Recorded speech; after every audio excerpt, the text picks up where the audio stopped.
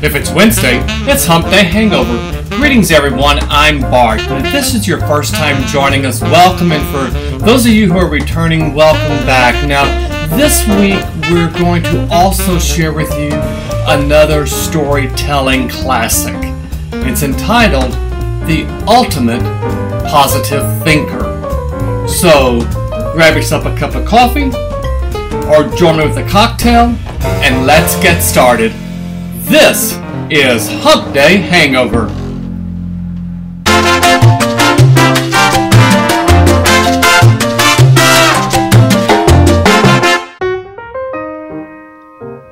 Now, I received a number of really positive comments about last week's episode, the story of the carrot, the egg, and the coffee beans, and one in particular from a viewer named Joe who said that it was really a beautiful metaphor on life, and it got me to thinking about storytelling, and storytelling is indeed one of my passions, so I made the decision that from now until the end of the year, I want to share with you some of my very favorite stories, some that I've read, some that I've been told, and some that I have just heard through other media. And so I want to share with you today a really powerful story that is entitled The Ultimate Positive Thinker. And it's a story that's told by Francie Baltazar-Schwartz. And here is Francie's story. Francie's story is about a gentleman named Jerry. And Jerry was the guy that you loved to hate. Jerry was always positive, and he always had something positive to say. In fact, if you were to ask Jerry how he was doing, he would always reply, "If I were any better, I'd be a twin." You see, Jerry was a very unique manager of a restaurant, and several waiters would follow him around from different restaurants that he managed. And the reason the waiters followed him around is that he was so positive. It was his attitude. He was a natural motivator. If an employee was having a bad day, Jerry was telling the employee, "Hey, always look on the positive side of the situation." Seeing this really made Francie curious, so one day Jerry was asked, she said, I don't get it. You can't be a positive person all of the time. How do you do it?"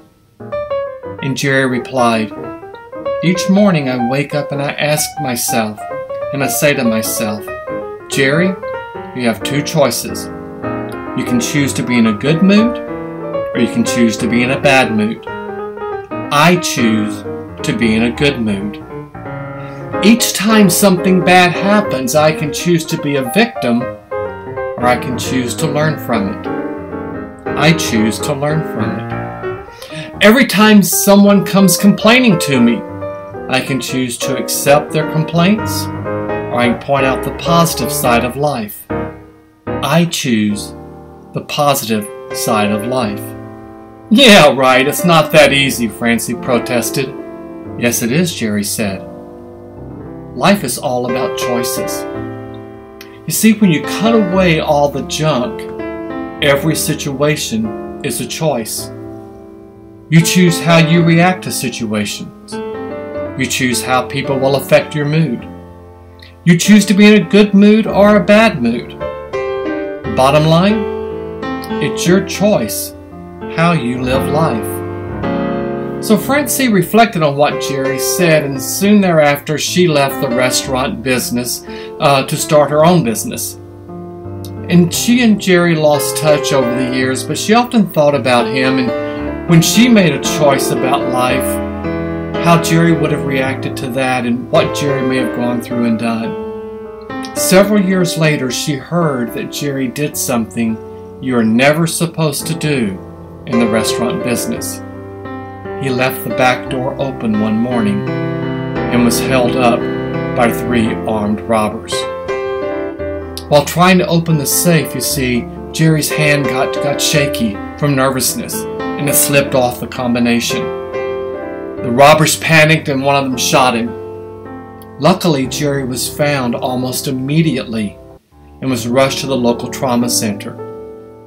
After 18 hours of surgery and weeks of intensive care, Jerry was released from the hospital with fragments of the bullet still in his body. Now, Francie saw Jerry about 6 months after the accident. When she asked him how he was doing, he replied, "If I were any better, I'd be a twin. Want to see my scars?" She declined to see his wounds, but did ask him what had gone through his mind as the robbery took place. And Jerry said the first thing that went through his mind was he should have locked the door. Then, as I lay on the floor, I remember I had two choices.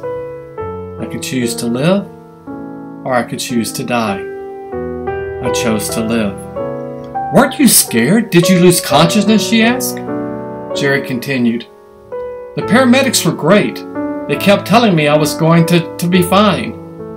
But when they wheeled me into the emergency room, and I saw the expression on the faces of the doctors and nurses, I got really scared. In their eyes I read, 'He's a dead man.' I knew I needed to take action." "What did you do?" I asked. "Well, there was a big burly nurse shouting questions at me," said Jerry. "She asked if I was allergic to anything. 'Yes,' I replied. The doctors and nurses stopped working as they waited for my reply. I took a deep breath and yelled, 'Bullets!' Over their laughter, I told them, 'I am choosing to live. Operate on me as if I am alive, not dead.'" Jerry lived thanks to the skills of his doctors, but also because of his amazing attitude. You see, we all can learn from Jerry. That day and every day, we have a choice to live life fully. Attitude, after all, is everything.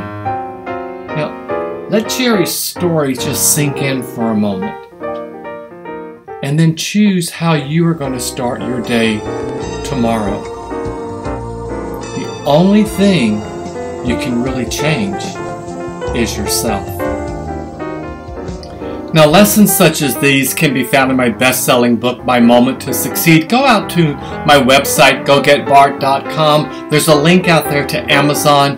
Order your book out on Amazon. I'll be glad to personalize it and autograph it for you. But let's go and take a quick look at our journaling activities for this week. They're a little bit different than what I've done in the past, but as always, we start out with counting your wins. List the wins that you celebrated today and throughout the week. And the first question I have for you is, what would your attitude have been if you were Jerry and you were met with the robbers? And has there been a time when your attitude made a difference? When was the last time you were met with a challenge and had to make a split-second decision? What was your decision, and what choices did you have? Now, this week's bartism is one of my favorite mantras, and it parallels Jerry's story. And the bartism goes, "It is your attitude, not your aptitude, that determines your altitude in life." And let's not forget that gratitude list. List 3 to 5 things you're grateful for.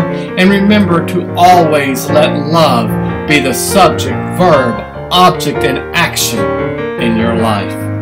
And thank you again for spending a few moments with me. Click on that subscribe button below. Click the bell next to it to be sure and get your notifications. Go out to my website, gogetbart.com. Down in the footnotes, you'll see the links to all of my social media. Follow me on social media. And of course, visit the Success Store. And remember, what comes to mind when someone mentions your name? That is your brand. So until next week's story, this has been Hump Day Hangover. Ciao!